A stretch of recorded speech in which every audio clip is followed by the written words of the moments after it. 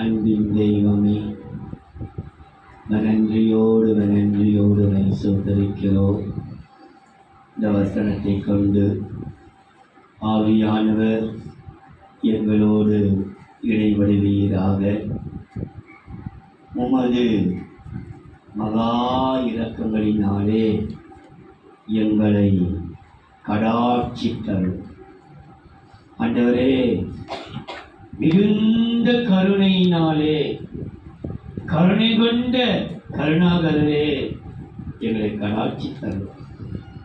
எங்களோடு பேசு. என்னுடைய இருதயம் குவிந்துட்டு எரியட்டும்.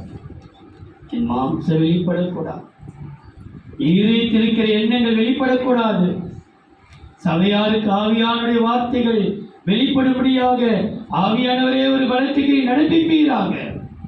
பேசுகிறது நீங்கள் அல்ல, உங்களிலிருந்து ஆவியானவரே பேசுவது சொல்லப்பட்டிருக்கிற வார்த்தை உறுதிப்படட்டும். ஜனங்களோடு பேசும். நாமத்தை மேம்படுத்திக் கொள்ளும். இயேசுவின் நாமத்தில் பிதாவே. இன்னும் ஒரு விசை கூட வாசிக்க கேட்கலாம். கர்த்தாவே, கர்த்தாவே, என் விண்ணப்பத்தை கேட்டருளும். என் விண்ணப்பத்தை கேட்டருளும். உம்முடைய தயை நலமாயிருக்கிறது, நலமாயிருக்கிறது. உமது உருக்கமான இரக்கங்களின்படி என்னை கடாட்சித்தருளும். உருக்கமான இரக்கங்களினாலே என்னை கடாட்சித்தருளும். கர்த்தாவே, உமது உருக்கமான இரக்கங்களின்படி என்னை கடாட்சித்தருளும். இங்கே ஒரு வார்த்தை கடாட்சித்தருளும் என்ற ஒரு வார்த்தை. கடாட்சித்தருளும் என்றால் என்ன?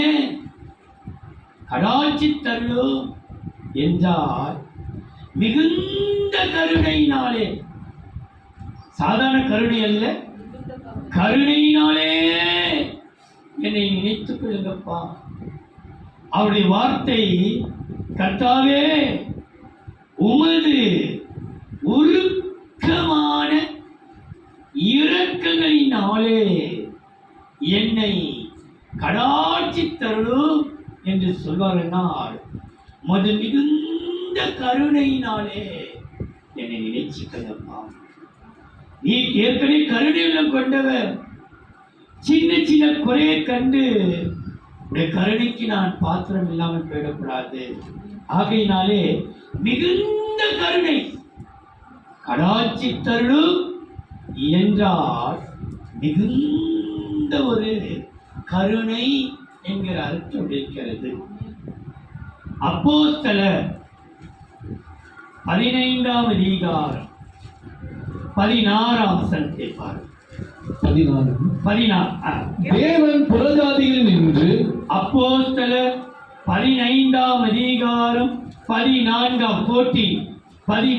வசனம். தேவன் புறஜாதிகளில் நின்று தமது நாமத்திற்காக ஒரு ஜனத்தை தெரிந்து கொள்ளும்படி, ஒரு கூட்டத்தை, ஒரு ஜனத்தை தெரிந்து கொள்ளும்படி முதல் அவர்களுக்கு கடாட்சித்தருளின விதத்தை சிமியோன் விவரித்து சொன்னாரே. முதல் ஒரு கூட்டத்தை முதல் தனக்கு சேர்த்துக் கொள்வதற்காக கொண்ட கடாட்சித்தருளின விதத்தை, முதல் தேவன் ஒரு ஜனத்தை தமக்காக சேர்த்துக் கொள்ளும் பொழுது இருந்த அந்த கடாட்சத்தை அதாவது கடாட்சம் என்றால் அந்த மிகுந்த கருணையை விவரித்து சொன்ன. அப்ப அவங்க என்ன தப்பு செய்தாலும் கண்ணுக்கு தெரியவே தெரியும். அவங்க என்ன பண்ணாலும் கோபப்படவே மாட்டான். அவங்க எப்படி நடந்தாலும் இன்னும் அவங்க அன்பு இருந்து கொண்டே இருக்கும். ஆனால் நாள்பட அந்த கருணை கொஞ்சமா கருணை கொஞ்சம் மாற ஆரம்பிச்சிருது. அந்த சிமியோனுக்கு அவங்க சொல்ற சபையில முதல் ஜனத்தை தெரிந்து கொள்ளும் போது இருந்த அந்த கடாட்சத்தை, அவருடைய மன உருக்கம், மன இறக்கம், அது ஒரு பக்கம் இருக்கட்டும், அந்த கருணை உள்ளம் இன்றைக்கு இருக்க வேண்டும் என்பது அப்போஸ்தலர் நாட்களே விரும்பினார். அதுதான் உங்களுக்கு சொல்கிறேன். இந்த கடாட்சம் என்று சொல்லும் பொழுது கருணைக்கு அளவே இல்லாத ஒரு மிகுந்த கருணையை சுட்டி காண்பிக்கிறது. மணவாட்டி சொல்லுகிறாள் பாருங்கள், உன்னத பாட்டு 8ஆம் அதிகாரம் 10ஆம் வசனத்தை பாருங்கள். நான் மதில்தான். அவர் சொல்றா, உன்னத பாட்டு 8ஆம் அதிகாரம் 10ஆம் வசனம். நான் மதில்தான். நான் மதில்தான், என் ஸ்தலங்கள் கோபுரங்கள். கோபுரங்கள். அவருடைய கண்களில் கடாட்சம் பெறலாமே. அவருடைய கண்களிலே கருணை பெற்றுக்கொண்டேன். கடாட்சம் பெறலன்னா இரக்கம், மனது இருக்கும். அதுக்கு எல்லாவற்றுக்கும் மேலாக மிகுந்த கருணையை நான் பெறலானே. அவருடைய கண்களிலே கடாட்சம் பெறலாம் என்றால் மிகுந்த கருணையை நான் பெறலானே. இன்றைக்கு இந்த சொச்ச தமிழில் இருக்கிற இந்த கடாட்சம் என்கிற வார்த்தையை கொண்டு ஒரு 5 குறிப்பை நான் பேசி நான் முடிக்கிறேன். சுருக்கமாக, கர்த்தாவே உமது உருக்கமான இரக்கலின்படி என்னை கடாட்சித்தரும். ஒரே ஒரு வார்த்தை சொல்வேனால் நீ தலை பொழுது கொள்ள வேண்டும். கர்த்தாவே என்னை கடாட்சித்தருளும். எப்படி அருளும்? கர்த்தாவே, எல்லாரும் கைகள் கேட்பாண்டதை பார்த்து, கர்த்தாவே என்னை கடாட்சித்தருளும், என்னை கடாட்சித்தருளும், என்னை கடாட்சித்தருளும். அது ஒரு வார்த்தை போதும். கர்த்தாவே என்னை கடாட்சித்தருளும். ஒரு சில உங்களுக்கு கடாட்சித்தருளும் புரியாமல் இருந்திருக்கலாம். இன்னைக்கு சொல்கிறேன், கருணை மிகுந்த கர்த்தாவே மிகுந்த கருணை, மிகுந்த கருணை, எனக்கு கருணை காட்டுங்கப்பா, எனக்கு கருணை காட்டுங்கப்பா. உண்மையாகவே இன்றைக்கு இந்த ஆராதனை நடக்கிறது கூட மிகுந்த கருணையினாலே இது இன்னைக்கு நடந்து கொண்டிருக்கிறது.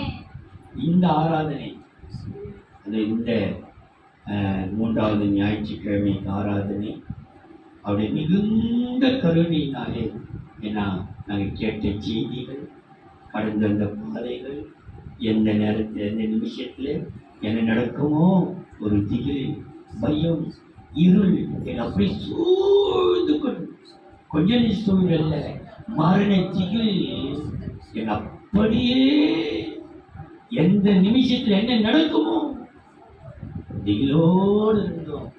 கர்த்தர் கிருபையா மிகுந்த கருணையினாலே இந்த ஆராதனை கர்த்தர் நடத்த கிருபை கொடுத்திருக்கிறார். இன்னும் வரும் ஒரு நாட்டில் எப்படி இருக்குன்னு தெரியாது. ஆனால் அவருடைய கருணையே நாங்கள் பார்த்து கொண்டிருக்கிறோம். கருணை உள்ள கொண்ட கருணாகரம். இந்த கடாட்சம் என்று சொல்லும் பொழுது எதற்காக அவர் மீது கடாட்சம் வைக்க வேண்டும், ஏன் நம்ம மீது அவர் கடாட்சப்பட வேண்டும் என்று நான் உங்களுக்கு சொல்லுகிறேன். முதலாவதாக நம்முடைய முறையிடுதல். ஏசப்பா ஏசப்பா அவரை நோக்கி முறையிடுகிறேன் இல்லையா, அந்த முறையிடலை கேட்க அவர் கடாட்சம் கொள்கிறார். 1 சாமுவேல் 9ஆம் அதிகாரம் 16ஆம் வசனம். நாளை இந்நேரத்திற்கு 1 சாமுவேல் 9ஆம் அதிகாரம் 16ஆம் வசனம். நாளை இந்நேரத்திற்கு பென்யமீன் நாட்டானாகிய ஒரு மனுஷனை உன்னிடத்தில் அனுப்புவேன். அவனை என் ஜனமாகிய இஸ்ரவேலின் மேல் அதிபதியாக அபிஷேகம் பண்ண கடவாய். அவன் என் ஜனத்தை பெலிஸ்தரின் கைக்கு நீக்கலாக்கி ரட்சிப்பான். என் ஜனத்தின் முறையிடுதல் என்னிடத்தில் வந்து எட்டினபடியினால், என் ஜனத்தின் முறையிடுதல் என்னிடத்தில் வந்து எட்டினபடியினால் நான் அவர்களை கடாட்சித்தேன் என்று வெளிப்படுத்தியிருந்தார். நான் அவர்களை கடாட்சித்தேன். கவனித்தீங்களா? முறையிடுதலை வந்து எட்டினது. அப்படி முறையிடுதல் வந்து எட்டினதாம். கூக்குரல் எட்டினது என்று சொல்லப்பட்டிருக்கிறது. உன் தான தர்மங்கள் தேவ சந்நிதியில வந்து எட்டினது. இஸ்ரவேலுடைய கூக்குரல் என் சந்நிதியில் வந்து எட்டினது. அவள் படுகிற உபத்திரவங்கள், அவள் படுகிற பாடுகள் என் சனத்தை எட்டினது என்று சொல்லப்பட்டிருக்கிறது. எங்கே போடப்பட்டிருக்கிறது? அவளுடைய முறையிடுதலை என்னிடத்திலிருந்து எட்டினபடினாலே நான் அவர்களை கடாட்சித்தேன். நம்முடைய முறையிடுதல் ஏன்பா இப்படி நடக்குது? எதுக்குப்பா இது நடக்குது? எங்க வாழ்க்கையில் பார்த்து ஏன்பா இவ்வளவு புயல் வீசி இருக்குது? ஏன்பா இவ்வளோ பாடுகள், இவ்வளோ பிரச்சனைகள், சொல்லன்னா வேதனைகள், ஒரு நல்ல காரியங்கள் நடப்பதற்கு இத்தனை போராட்டங்களா, இத்தனை வேதனைகளா? இப்படி கேள்வி மேல கேள்வி. ஒருத்தருக்கு சொல்லல, ஆனா முறையிட்டுக் கொண்டே இருக்கிறோம். ஆனா வசனம் சொல்கிறது அவரை முறையிடுதலை என்றால் அதே அதிகாரம் மேல் வசனம் அந்த 15ஆம் வசனத்தை வாசிங்க. சவுல் வர ஒரு நாளுக்கு முன்னே கர்த்தர் சாமுவேலின் காதுகள் கேட்க நாளை இந்நேரத்திற்கு காதில் தொனிக்கத்தக்கதாக. உனக்கு எப்படி இருக்கிறது தெரியாது, ஆனா எனக்கு தெரியும். கர்த்தர் சொல்றாரு, சாமுவேல் காது தொனிக்க நான் என் ஜனத்தின் முறையிடுதல் என் சன்னிதானம் எட்டினதினாலே நான் கடாட்சித்தேன். அப்போ நம்ம முறையிடுதலை கேட்க அவர் கடாட்சித்தார். எப்படிப்பட்ட முறையிடுதல் பாருங்கள். அந்த ஆசீர்வாதம் சொல்வதற்கு முன்பாக யாத்திராகமம் 2ஆம் அதிகாரம் 23ஆம் வசனம். சில காலம் சென்ற பின் யாத்திராகமம் 2ஆம் அதிகாரம் 23ஆம் வசனம். சில காலம் சென்ற பின் எகிப்தின் ராஜா மரித்தான். இஸ்ரவேல் புத்திரர் அடிமைத்தனத்தினால் தவித்து முறையிட்டுக் கொண்டிருந்தார்கள். அடிமைத்தனத்தை குறித்து முறையிட்டுக் கொண்டிருந்தார்கள். அவர்கள் அடிமைத்தனத்திலிருந்து முறையிடும் சத்தம் என்ன? எதிலிருந்து முறையிடுகிற சத்தம்? இப்படி அடிமைப்படுத்தி இருக்கிறதே. சில காரியங்கள் துக்கமே அடிமைப்படுத்தி, துர்ச்செய்தி அடிமைப்படுத்தி இருக்கிறதே. வேதனையும் வியாகுலமும் என்னை அடிமைப்படுத்தி இருக்கிறதே. அடிமைப்படுத்துடைய சத்தம், முறையிடும் சத்தம் தேவ சந்நிதியில் எட்டினது. முறையிடும் சத்தம் எங்க எட்டினதா? தேவ சந்நிதியில் எட்டினது. அடிமை தனத்தினாலே முறையிடுகிறார்கள்.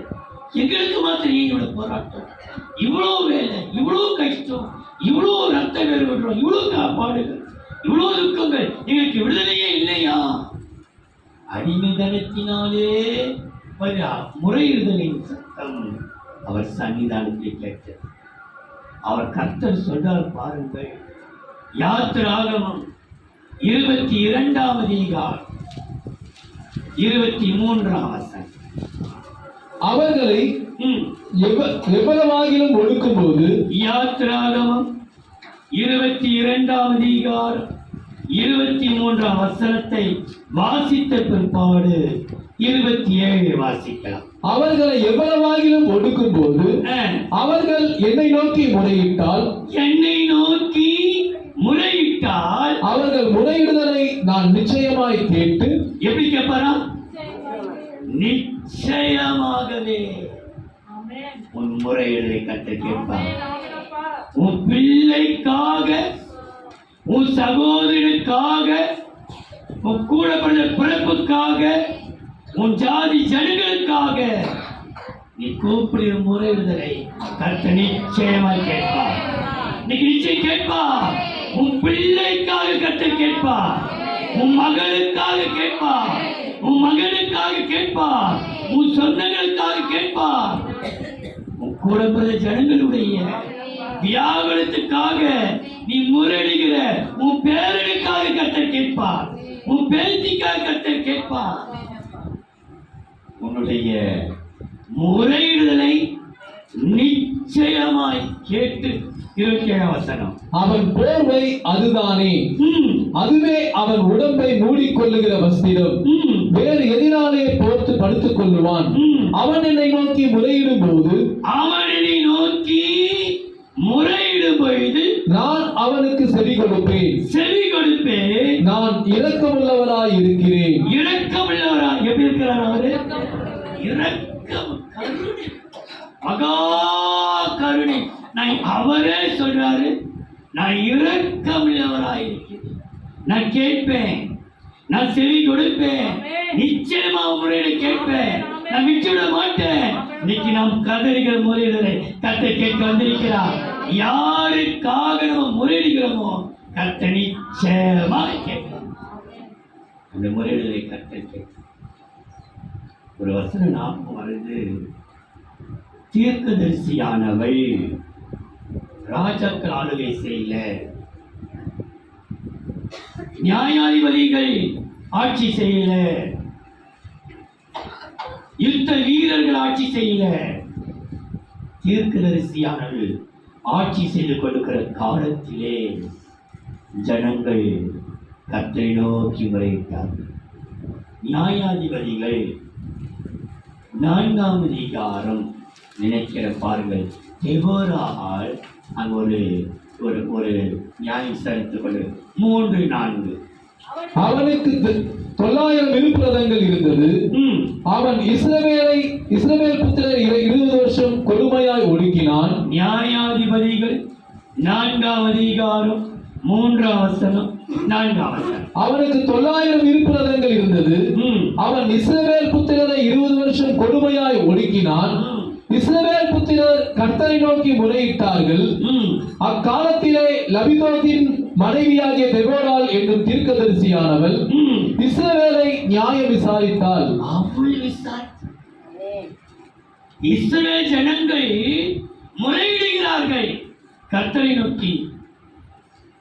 அந்த நாட்களிலே ராஜா இல்ல, அவன் ஒரு நியாயாதிபதி, அவன் ஆட்சி செய்த அரசாங்கம் போல ஜனாதிபதி ஆட்சி, கவர்னர் ஆட்சி போல நடந்து கொண்டிருக்கிறது.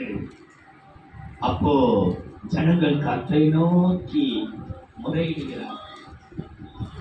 ஏனென்றால் அவளுக்கு தெரியும், ஒரு தீர்க்கதரிசியானல் மூலமாக இந்த நாடு சமாதானத்தோடு நடந்து கொண்டிருக்கிறது.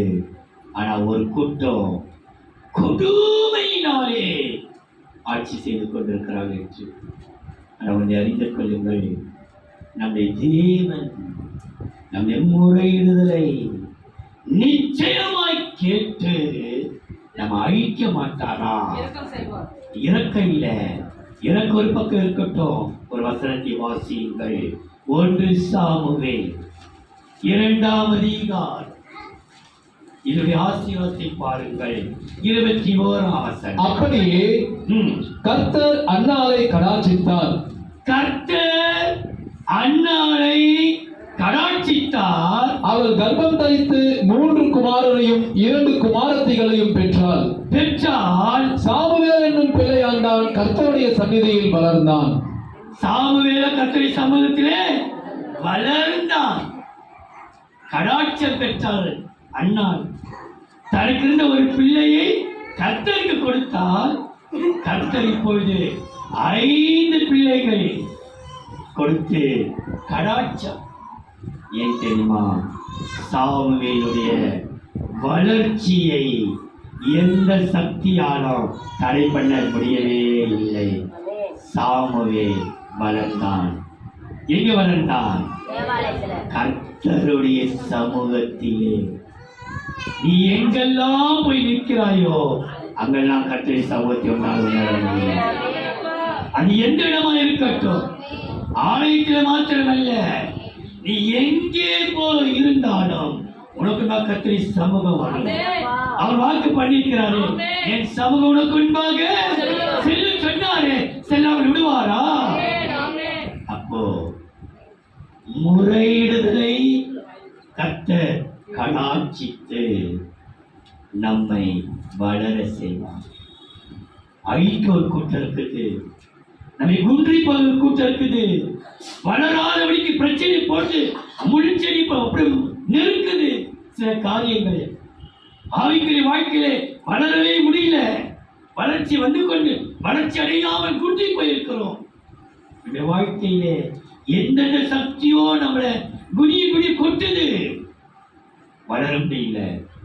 ஆனால் அவன் அறிந்து கொள், உன்னை வளர விடாத பண்ணுகிற எந்த சக்தியா இருக்கட்டும், எந்த ஜாதியா இருக்கட்டும், எந்த மனிதரா இருக்கட்டும், எந்த மாயமா இருக்கட்டும், கர்த்தருடைய சமூகத்திலே நம்முடைய முறையிடுதலை கட்ட கடாட்சித்து நம்மை வளர செய்வான். நீ வளர்ந்து கொண்டே இருக்க, வெட்ட வெட்ட வளர்ந்து கொண்டே இருக்க, கொட்ட கொட்ட நிமிர்ந்து கொண்டே இருக்க, உன் வளர்ச்சியை யாராலும் தடுக்கவே முடியாது. நீ வளருவாய், வளர்ந்து கொண்டே இருப்பாய். உன் வளர்ச்சியை எந்த ஜனமும் தடை செய்ய முடியாது. நம்ம வாழ்ந்திருப்போம். இரண்டாவதா 80ஆம் சங்கீதம் 15ஆம் வசனம். உம்முடைய வலது கரம் கவனியுங்கள். 80ஆம் சங்கீதம் 15 வாசித்த பிற்பாடு 14 வாசிங்க, 14 வாசித்த பிற்பாடு 13 வாசிங்க. உம்முடைய வலது கரம் நாட்டின கொடியையும் உமக்கு நீர் திடப்படுத்தின கிளையையும் கடாட்சித்தருளும். கடாட்சித்தருளும். திராட்சை செடியை, திராட்சை கொடியை, திராட்சை கிளையை கடாட்சித்தருளும். நான் மெய்யான திராட்சை செடி, நீங்களோ கொடி. யார் சொல்றாரு? நம்மளதான். நம்முடைய ஆண்டவர் மெய்யான திராட்சை செடி, நாம் எல்லாம் அவருடைய கொடிகள். நம்மை தான் சுட்டி காண்பிக்கிறார். திராட்சை கொடியை கடாட்சித்தருளும். சேனைகளின் தேவனே 14 பாருங்கள். 14 சேனைகளின் தேவனே திரும்பி வாரும். திரும்பி வாரு. வானத்திலிருந்து கண்ணோக்கி பார்த்து, வானத்திற்கு கண்ணோக்கி பார்த்து இந்த திராட்சை செடியை விசாரித்தருளும். இந்த திராட்சை செடியை நீ ஏன் தெரியுமா? 13 காட்டுப்பன்றி அதை உழுது போடுகிறது. இந்த திராட்சை செடிக்கும் காட்டு பண்ணிக்கும் ஒண்ணுமே இல்லையே. நீ சேத்துல இருக்கிறதாச்சு, எப்போதுமே நீ சேத்துல இருக்கிற பண்ணி, அது காற்று பண்ணி சேற்றிலேயே வாழக்கூடியது. அது எதை தொடுதான்? திராட்சை செடியை என்ன செய்யுது? உழுது போடுகிறது. வெளியின் மிருகங்கள் அதை மேய்ந்து போடுகிறது. மிருக தொடுமாமா? மிருகங்கள் போய், அதுவும் காட்டு மிருகங்கள், புலி, சிங்கம், கரடி எல்லாம் திராட்சை செடிக்கிட்ட போகுமா? ஏதாவது மிருகத்துக்கு மிருகம் தான் அடிக்கும். ஆனா இன்னைக்கு சில காட்டு மிருகங்களும் நாட்டு மிருகங்களும் அது திராட்சை செடி என்ன பண்ணுதா? உழுது அதை ஒன்றும் இல்லாம சில்லாவில்லாம ஆக்கி அந்த கொடி என்ன பண்ணுதா? மிருகங்கள் என்ன பண்ணுது? மிருகங்கள் காட்டு பன்றி அது அது சாப்பிடவே சாப்பிடாது. திராட்சை பழத்தை சாப்பிடமா? சாப்பிடக்கூடாது. ஆனாலும் ஏன் இது திராட்சை எடுக்கணும்? இது அழிக்கணும். சில பேருக்கு அவங்களுக்கு இதை பத்தி ஒண்ணுமே தெரியாது, அறிஞ்சுக்கணும். இருந்தாலும் இதை அழிச்சு நிற்கணும். எப்படினாலும் அழிச்சு போட்டுடணும். ஆனா இங்க சொல்லப்பட்டிருக்கிறது, உன்னை விசாரிக்க நான் கடாட்சிப்பேன். இந்த திராட்சை செடியை விசாரிப்பதற்கு நான் கடாட்சி தருவேன் சொல்லிக்கிறான். முறையிடுதலை கடாட்சித்து வளர செய்வார். இரண்டாவது, நம்மை விசாரிக்க அவர் கருணை. யாரையுமே ஏன்னா அப்படியே நெசைக்கு சில்லாபலமாக்கி போட்டாங்களே திராட்சை கொடி, திராட்சை செடியை யார் எடுத்து மறுபடியும் நட்ட வைக்க முடியும்? எப்படி தண்ணி விட்டு வளர செய்ய முடியும்? கர்த்தரே விழுந்து பார்க்கிறார், அவர் மழை அனுப்புகிறார். பட்டு போனத, உழுது போனத, மிதித்து சில்லாபலமாக்கினத திரும்ப அவரே வளர செய்கிறார். அவரே தண்ணீர் விட்டு அவரே விசாரி. இன்னைக்கு யாருமே விசாரிக்கணும். நீ பயப்படாது. ஒருவர் உண்டு, அவர் விசாரிப்பார். 72ஆம் சங்கீதம் 2ஆம் வசனம். அவர் உம்முடைய ஜனங்களை நீதியோடும். 72ஆம் சங்கீதம் இரண்டாம் வசனம். அவர் உம்முடைய ஜனங்களை நீதியோடும் உம்முடைய ஏழைகளை நியாயத்தோடும் விசாரிப்பார். எப்படி விசாரிப்பாரா? ஏழை மக்களை நியாயத்தோடு நியாயத்தோடு அவர் விசாரிக்கத்தான் மேல அவருக்கு கடாட்சமா இருக்கிறார். யாருமே அவரை விசாரிக்கல, யாருமே உன் மேல பரிதாபப்படல. எருசலேமே யாருமே பரிதவிப்பார், யாருமே பரிதாப கொள்வார், யாருடைய விசாரிப்பார். எருசலேமே ஆரம்பிச்சிருப்பாங்க வசனம். எரேமியாவின் புஸ்தகம் 15ஆம் அதிகாரம் 5ஆம் வசனம். எருசலேமே எருசலேமே யார் உன்மேல் இறங்குவார்கள்? எருசலேமே யார் உன்மேல் இறங்குவார்கள்? யார் உன்மேல் பரிதபிப்பார்கள்? யார் உன்மேல் பரிதாபம் கொள்வார்கள்? யார் உன்னிடத்திற்கு திரும்பி உன் சுக செய்தியை விசாரிப்பார்கள்? யார் விசாரிப்பார்கள்? யாருமே விசாரிக்கல. ஆனா கர்த்தரை விசாரிக்கல. எருசலேமின் பிள்ளைகளே, ஒருவர் இருக்கிறார் நமக்கு, அது தன்னை கடாட்சம் பண்ணுகிறவர். உன்னையும் குடும்பத்தை விசாரிப்பவர், உனக்காக இறங்குவார், உனக்காக பரிதாபப்படுவார், உன்னில் இறக்கம் கொள்ளுவார். பரிதாபப்படுகிற கர்த்தர் அவர். உன்னை யார் விசாரிப்பார்? உன்னை விசாரிக்க அவர் கடாட்சி. அவர் விசாரிக்கிறதினாலே, அவர் விசாரித்து கடாட்சிக்கிறதினாலே நமக்கு கிடைக்கிற நன்மை பாருங்கள். 142ஆம் சங்கீதம் 4:5. வலதுபுறமாய் கண்ணோக்கி பாரும். சங்கீதத்தான் கேட்கிறார். 142ஆம் சங்கீதம் 4:5. வலதுபுறமாய் கண்ணோக்கி பாரும். கண்ணோக்கி பாரு. என்னை அறிவார் ஒருவரும் இல்லை. என்னை அறிந்து கொள்ள ஒருவரும் இல்லை. எனக்கு அடைக்கலம் இல்லாமல் போயிற்று. எனக்கு என்ன இல்லாம போயிடுச்சு? யாருமே எனக்கு அடைக்கலம் கொடுக்கலப்பா. எனக்கு அடைக்கலம் இல்லாமல் போயிற்று. என் ஆத்துமாவை விசாரிப்பார் ஒருவரும் இல்லை. என் ஆத்துமாவை விசாரிப்பார் ஒருத்தர் கூட இல்லப்பா. சங்கீதக்காரன் சொல்றார். எவ்வளவோ ஜனங்கள் இருக்கலாம், சொந்தம் பந்தம் உறவு நம்பினவர்கள் நேசி எல்லாரும், ஆனா ஒருவரும் இல்லை. கர்த்தாவே, கர்த்தாவே, உம்மை நோக்கி கூப்பிடுகிறேன். உம்மை நோக்கி கூப்பிடுகிறேன். நீரே என் அடைக்கலமும், நீரே என் அடைக்கலமும், ஜீவனுள்ள தேசத்திலே என் பங்குமாய் இருக்கிறீர் என்றேன். நீரே எனக்கு அடைக்கலமாக, நீரே எனக்கு பங்கானவர். எனக்கு அடைக்கலம் கொடுக்க ஒருவரும் இல்லை. ஆனா உம்முடைய அடைக்கலத்திலே இன்றைக்கு நான் உட்கார்ந்து கொண்டிருக்கிறோம். அவர் அடைக்கலம் கொடுப்பார். உன்னை விசாரித்து கடாட்சம் பண்ணுகிறதுனாலே அவனை விசாரித்து உனக்கு அடைக்கலமாக, யார் உனக்கு அடைக்கலம் கொடுக்கிறாங்க இல்லையோ அவர் சொல்லுவார், நான் உனக்கு அடைக்கலம் கொடுக்கிறேன். என் பெயரே அடைக்கல நாதன். அவர் அடைக்கலம் கொடுக்கிறார்.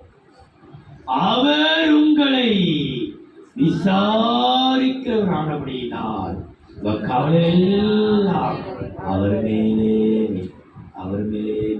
ஒரே ஒரு வருஷம் ஞாபகம் வருது.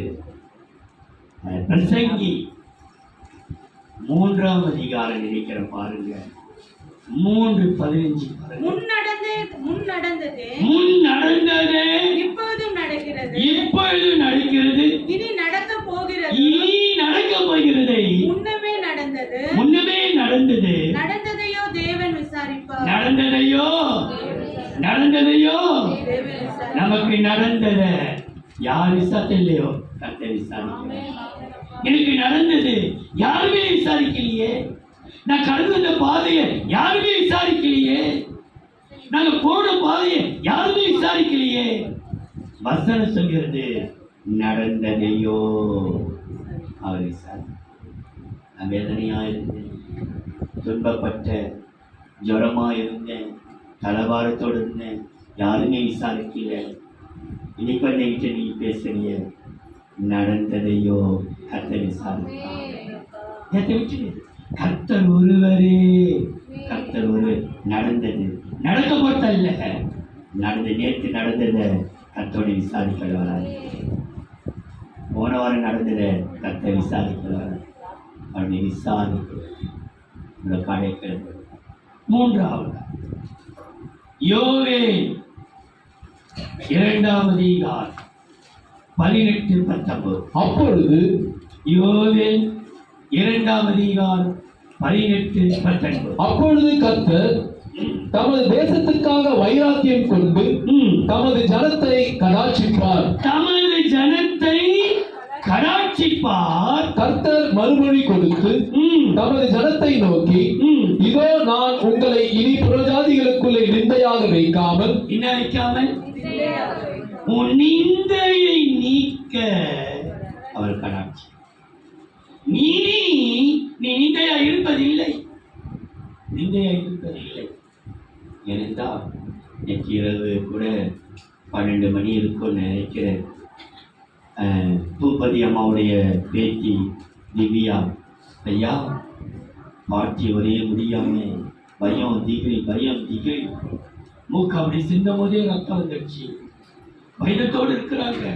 அதான் சொன்னேன், இப்படி சில வயதானவர்களை சற்று பயமுறுத்துகிறான், திகிலடை வைக்கிறான்.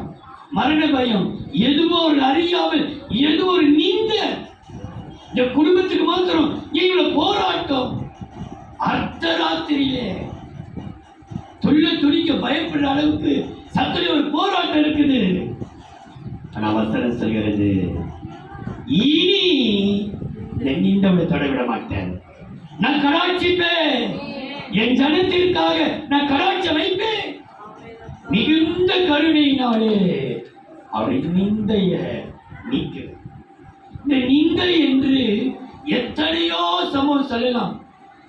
எது நிந்த? நம்முடைய வாழ்க்கையில சில நன்மை பெற்றுக்கொள்ளாததே நிந்த. அது ஒண்ணு பாருங்க, ஆதியாகமம் 30-வது அதிகாரம் 23-24. அவள் கர்ப்பவதியாகி ஒரு குமாரனை பெற்று தேவன் என் நிந்தையை நீக்கிவிட்டார் என்றும், என் நிந்தையை கர்ப்பவதியாகி என் ஒரு குமாரனை பெற்று என் நிந்தையை நீக்கிவிட்டார் என்று, இன்னும் ஒரு குமாரனை கர்த்தர் எனக்கு தருவார் என்றும் சொல்லி அவனுக்கு யோசேப்பு என்று பெயரிட்டார். அப்ப குழந்தை பாக்கியம் இல்லாதது ஒரு நிந்தை, திருமணம் ஆகாமல் இருப்பது ஒரு நிந்தை, வேலை கிடைக்காமல் இருப்பது ஒரு நிந்தை, வீடு இல்லாமல் இருப்பது ஒரு நிந்தை. பல நிந்தைகள் நம்மை சூழ்ந்து கொண்டிருக்கிறது. நிந்தை, அவமானங்கள் நம்மை சூழ்ந்து கொண்டிருக்கிறது. ஆனா கர்த்தர் சொல்றாரு, உன் நிந்தையை நீக்குவதற்கு நான் கடாட்சம். அந்த நிந்தை நீங்குவதினாலே கர்த்தர் கொடுக்கிற நன்மை பாருங்கள். ஏசாயா 25-வது அதிகாரம் 8-9. அவர் மரணத்தை ஜெயமாக விழுங்குவார். ஏசாயா 25-வது அதிகாரம் 8-9. அவர் மரணத்தை ஜெயமாக விழுங்குவார்.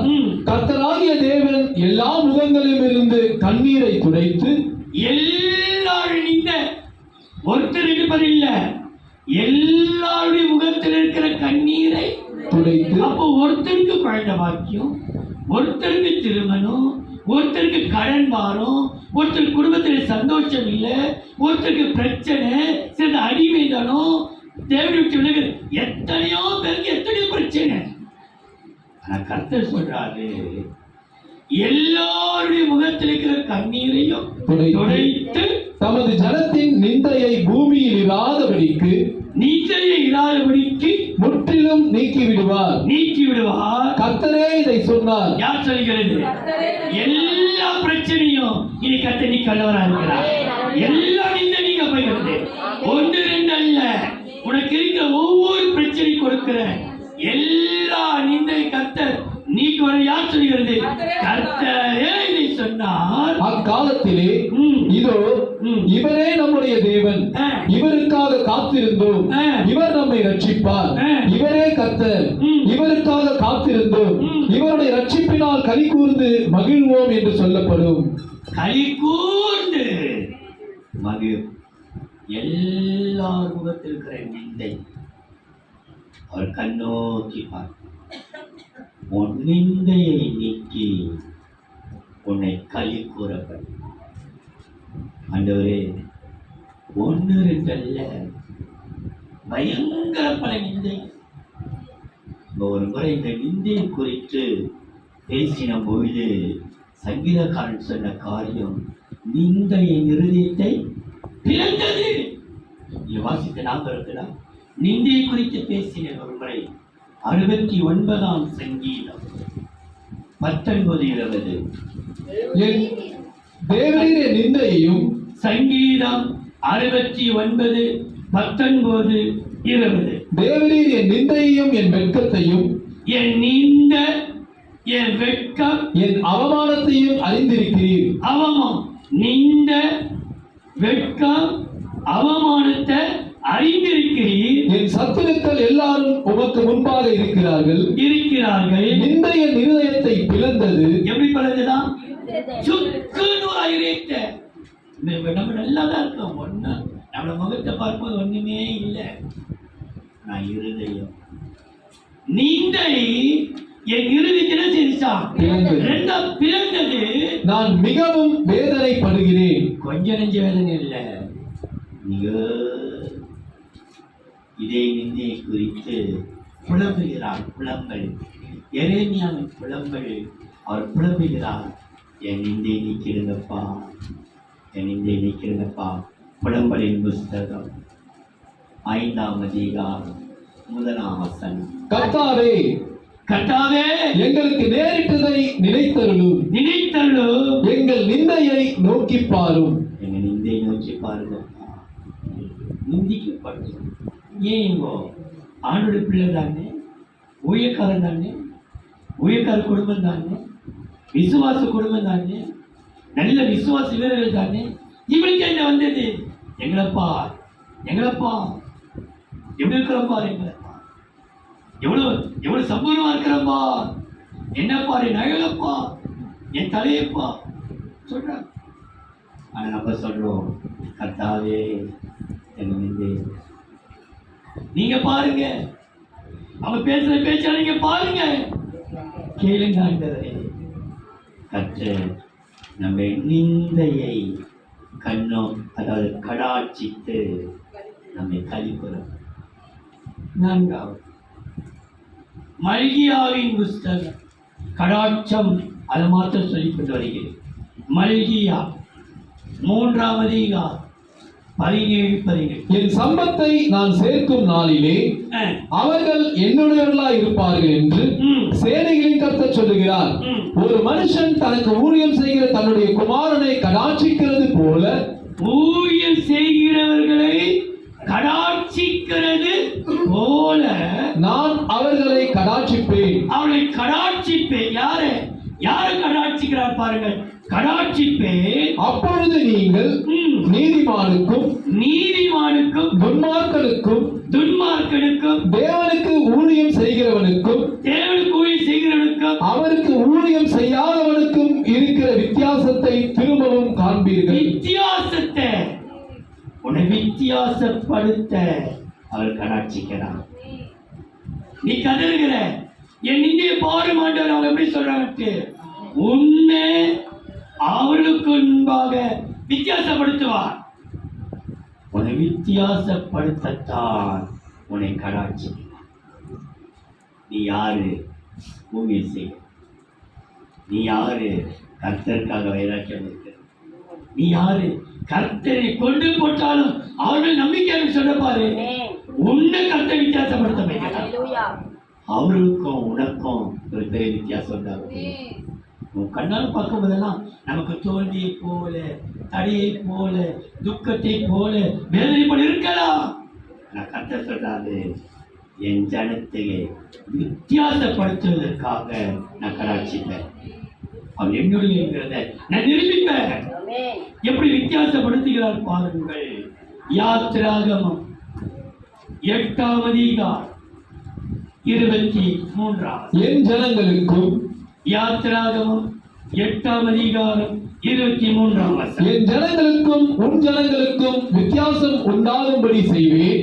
என் ஜனங்களுக்கும் உன் ஜனங்களுக்கும் வித்தியாசம் உண்டாகும்படி செய்வேன். இந்த அடையாளம் நாளைக்கு உண்டாகும் என்று கர்த்தர் சொல்லுகிறார் என்று சொல்லுகிறார். உண்டாகுமா? நாளைக்கு ஒரு அடையாளத்தை கட்டு. நாளைக்கு நடக்கும் ஒரு அடையாளத்தை நீ ஆளுடைய பிள்ளை என்கிறதை நாளைக்கு அடையாளம் காட்டுவா. நாளைக்கு காட்ட போகிறா. நீ யாருடைய பிள்ளை என்கிறதை நாளைக்கு நிரூபிக்க போகிறா. இந்த ஒரு இரவு பொறுத்துக்கொள். ஒரே ஒரு ராத்திரி பொறுத்துக்கொள். நாளைக்கு ஒரு அடையாளம். நாளைக்கு அடையாளம். எந்த நோக்கத்தோடு விரும்பி வந்திருக்கிறாயோ இதுவரைக்கும் நடக்காததை நாளைக்கு நடத்தி காட்டுவா. செய்யாததை நாளைக்கு உனக்காக செய்து காட்ட வருகிறார். என் ஜன பார்வோனே, என் ஜனத்துக்கும் உன் ஜனத்துக்கும் நாளைக்கு ஒரு அடையாளம் காட்டு. என் பிள்ளைகளே, இந்த அடையாளத்தில் அடையாளம் மாத்திரம் அல்ல. 2 நாளாகமம் 12ஆம் அதிகாரம் 7, 8. அவர்கள் தங்களை தாழ்த்தினதை 2 நாளாகமம் 12ஆம் அதிகாரம் 7, 8. அவர்கள் தங்களை தாழ்த்தினதை கர்த்தர் கண்டபோது கர்த்தருடைய வார்த்தை செமாயாவுக்கு உண்டாகி அவர் சொன்னது, அவர்கள் தங்களை தாழ்த்தினார்கள், ஆகையால் அவர்களை அழிக்க மாட்டேன். என் உக்கிரம் ஷீஷாக்கை கொண்டு எருசலேமின் மேல் ஊற்றப்படாதபடிக்கு அவர்களுக்கு கொஞ்சம் சகாயத்தை கட்டளையிடுவேன். என்ன சகாயத்தை கட்டளையிடுவாரா? கொஞ்சம் சகாயம். அவங்களுக்கு நான் சகாயத்தை கட்டேன். இந்த சகாயம் கட்டிருந்தான்னா நாளைக்கு நம்ம அற்புதத்தை காணப்போகிறோம். ஒரு அடையாளத்தை நம்முடைய கோபம் அவர் கொள்வதில்லை. கோபம் கொள்ளலை. அழிக்க மாட்டேன். எருசலேமை கைவிட்டிட மாட்டேன். கொஞ்சம் சகாயம் கட்டளையிடுவேன். ஆனாலும் என்னை சேவிக்கிறதற்கும் அந்நிய தேசங்களின் ராஜ்யங்களை சேவிக்கிறதற்கும் இருக்கிற வித்தியாசத்தை அவர்கள் அறியும்படிக்கு அவனை சேவிக்கிறவர்களாவார்கள் என்றார். கவனியுங்கள், நமக்கு நம்ம வித்தியாசப்படுத்தி காட்டு அவர் நமக்கு கடாட்சியம் கொடுக்கிறதுக்கு நோக்கம் என்ன தெரியுமா? நமக்கு சகாயம். அவர் சகாயம் செய்வார். யார் நமக்கு சகாயம் செய்கிறாரோ இல்லையோ கர்த்தர் நமக்கு சகாயம் செய்வார். அது ஒரு நம்பிக்கை இருக்கிறது. பலன் உள்ளவனுக்காகிலும் பலனற்றவனுக்காகிலும் சகாயம் செய்வது அவருக்கு லேசானது. அவர் சகாயம் செய்வார். கடைசியா லூக்கா எழுதின சுவிசேஷம் 9ஆம் அதிகாரம் 38ஆம் வசனம். அவர்களில் ஒருவன் சத்தமிட்டு, லூக்கா 9ஆம் அதிகாரம் 38ஆம் வசனம். அவர்களில் ஒருவன் சத்தமிட்டு, போதகரே, என் மகனை கடாட்சித்தருள வேண்டும் என்று உம்மை வேண்டிக் கொள்ளுகிறேன். அவன் எனக்கு ஒரே பிள்ளையாயிருப்பா. ஒரே மகளப்பா, கடாட்சி தள்ளுங்கப்பா. இந்த ஒரு விசை என் பிள்ளைகளை கடாட்சி தள்ளும். பிள்ளைகளுக்காக கர்த்தர் கடாட்சி. அவன் சொல்றான், ஆண்டவரே என் மகனை கடாட்சி தள்ளும். எப்படி சொன்னான்? எனக்காக ஒரே ஒரு மகன், இந்த ஒரே ஒரு சபை, இந்த ஒரு சிறு கூட்டம், இந்த ஒரு கூட்டத்தை நீங்க கண்ணு கடாட்சி தருங்கப்பா. ஆண்டவரே இந்த ஒரு விசை எருசலேமின் ஜனத்தை கடாட்சி தருளும். பிள்ளைகளுக்காக அவர் கருணை உள்ளத்தை காட்டுவார், கடாட்சி. ஏன் தெரியுமா? பிள்ளைகளாலே சில நிந்தை அவமானம் வருதில்லை. அவர் சொல்றார் பாருங்கள், எலிசபெத்தை சொல்லும்போது லூக்கா முதலாம் அதிகாரம் 24-25. அந்நாட்களுக்கு பின்பு லூக்கா முதலாம் அதிகாரத்தை கொஞ்சம் எடுத்துக்கொள்ளுங்கள். 24, 25, 66, 80. அந்நாட்களுக்கு பின்பு அவன் மனைவியாகிய எலிசபெத்து கர்ப்பவதியாகி ஜனங்களுக்குள்ளே எனக்கு உண்டாயிருந்த நிந்தையை நீங்கும்படிக்கு கர்த்தர் இந்த நாட்களில் என்மேல் கடாட்சம் வைத்து எனக்கு இப்படி செய்தருளினார் என்று சொல்லி பிள்ளையை செய்தறினார் என்று சொல்லி 5 மாதம் வெளிப்படாதிருந்தால் 5 மாதம் வரைக்கும் வெளிப்படாது. 66 அவைகளை கேள்விப்பட்டவர்கள் எல்லாரும் தங்கள் மனதிலே அவைகளை வைத்துக் கொண்டு இந்த பிள்ளை எப்படிப்பட்டதா இருக்குமோ என்றார்கள். கர்த்தருடைய கரம் அந்த பிள்ளையோடே இருந்தது. உன் பிள்ளையோடு கர்த்தருடைய கரம் இருக்கும். உன் பிள்ளைகளை கட்டி விட மாட்டான். அவருடைய கரம் இருக்கும். கர்த்தருடைய கரம் உன் பிள்ளை மீது இருக்கும். அவர் கராட்சி வைத்துட்டாரு. உன் பிள்ளை மீது கர்த்தருடைய கரம் என்பது ஆசை. அந்த பிள்ளை வளர்ந்து ஆவியிலே பலம் கொண்டு இஸ்ரவேலுக்கு தன்னை காண்பிக்கும் நாள் வரைக்கும் வனாந்தரங்களிலே இருந்தான். கர்த்தர் இஸ்ரவேலுக்கு கொண்டு நிறுத்துவா. எருசலேமை கொண்டு நிறுத்துவா. வராத பிள்ளைகளை கர்த்தர் இஸ்ரவேலுக்கு கொண்டு நிறுத்த வல்லவரா இருக்கிறார். வனாந்தர வாழ்க்கையை கர்த்தர் மாற்றுவா. இஸ்ரவேலுக்கு கொண்டு நிறுத்துவா. ஏன் தெரியுமா? அவருடைய கரம் அணைக்கிற கரம். ஒருத்தரையும் பொறுமை தள்ளாத கரம், அணைக்கிற கரம். மாற்றுவதில் சுவிசேஷம் நமக்கு தெரிந்த வசனம் 10ஆம் அதிகாரம் 13-16. அப்பொழுது கவனிகள். மார்க்கு 10ஆம் அதிகாரம் 13-16 வரைக்கும். அப்பொழுது சிறு பிள்ளைகளை அவர் தொடும்படிக்கு அவர்களை அவரிடத்தில் கொண்டு வந்தார்கள். கொண்டு வந்தவர்களை சீஷர்கள் அதட்டினார்கள். இயேசு அதை கண்டு விசனமடைந்து சிறு பிள்ளைகள் அடைந்து அவர் பேசுகிறார். என் பிள்ளைகள் இப்படி வராமல் இருக்கிறார்களே, என் பிள்ளைகள் இப்படி நடக்கிறார்களே, இப்படி போகிறார்களே, இப்படி வருகிறார்களே. விசனம் அடைந்து சிறு பிள்ளைகள் என்னிடத்தில் வருகிறதுக்கு இடம் கொடுங்கள். பிள்ளைகள் வருவதற்கு இடம் கொடுங்கள். அவர்களை தடை பண்ணாதிருங்கள். தேவனுடைய ராஜ்யம் அப்படிப்பட்டவர்களுடையது. எவனாகிலும் சிறு பிள்ளையை போல் தேவனுடைய ராஜ்யத்தை ஏற்றுக்கொள்ளாவிட்டால் அவன் அதில் பிரவேசிப்பதில்லை என்று மெய்யாகவே உங்களுக்கு சொல்லுகிறேன் என்று சொல்லி அவர்களை அணைத்துக் கொண்டு முதலாவது என்ன செய்யறாரா? ஆசிரியர் அரவணை அவர்களை அணைத்துக் கொண்டு அவர்கள் மேல் கைகளை வைத்து கரத்தை வைப்பார். பிள்ளைகள் கத்தரி கரம் இருக்கும். உங்களுக்கு கத்தரி கரம் இருக்கும். நீ அணைக்காவிட்டாலும் கத்தோர் பிள்ளை அணைப்பார். அவர் அணைக்கிற கரம் அட்ஜஸ்ட் பண்ணி அரவணைத்துக் கொண்டே கரத்தை வைத்து அவர்களை ஆசீர்வதித்தார். சபிக்க மாட்டார், சாபமிட மாட்டார். உன் பிள்ளை ஆசிரியப்பார். உன் பிள்ளைகளை கடாட்சம் வைத்து அரவணை. அவரே நம்மை அரவணைக்கிறார். அன்பின் தெய்வம் நன்றியோடு சொல்கிறார். பிள்ளைகளை கடாட்சம் வைத்து அவர்களை நீ அரவணைப்பீர் என்று வாக்கு கொடுத்திருக்கிறீர். அப்பா, எருசலேம் ஒரே ஒரு பிள்ளை, ஒரே ஒரு சபை. இந்த சின்ன சபையை கர்த்தர் கண் நோக்கி பார்த்து இந்த பிள்ளைகளுக்காக நீ கடாட்சம் வைப்பீராக. நீர் அரவணைக்காவிட்டால் யாருப்பா அரவணைப்பார்கள்? நீர் எங்களை ஆண்டவரே ஆஸ்வதிக்காவிட்டால் யாரப்பா ஆசிக்க முடியும்? எங்கள் பிள்ளைகளை கண்ணோக்கிப்பா. தேவரே, நீ கொடுத்த வார்த்தை பிள்ளையுடைய இதயத்திலே பதிய முடியாது சொல்லியிருக்கிறேன். கடாட்சம், மிகுந்த கருணையினாலே என்னை கண்ணோக்கிப்பார். கருணாகரலே, கருணை வள்ளலே, கருணாமூர்த்தியே, என்னுடைய கருணை வந்திருக்கிற பிள்ளைகளை ஆசீர். வயதானவர்கள் பயம், திகில், கலக்கம், சத்துடைய சத்தம் காது எங்கேயோ போ போ போ வெள்ளம் ஒன்றுமே நடைபெறாதபடி கர்த்தர் கிருபையிலே செல்வங்களை வைத்துக் கொள்ளும் பெரிய காரியத்தை செய் நாமத்தை மேம்படுத்திக் கொள் இயேசுவின் நாமத்தில் பிதா ஆமென்.